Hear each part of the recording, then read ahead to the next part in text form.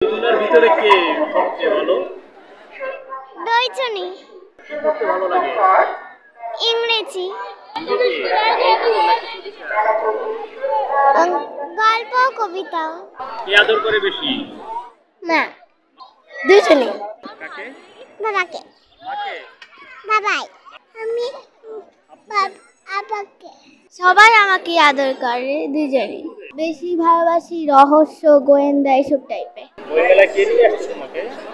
আব্বু। বই পড়তে ভালোবাসো? হ্যাঁ, ভালোবাসি। কেন দুজনকে বেশি ভালোবাসো? দুইজন আমাকে অনেক ভালোবাসে। আমি আমার আম্মুকে ভালোবাসি কারণ আম্মু আমাকে অনেক ভালোবাসে। আম্মু আমাকে পড়ালেখায় হেল্প করে।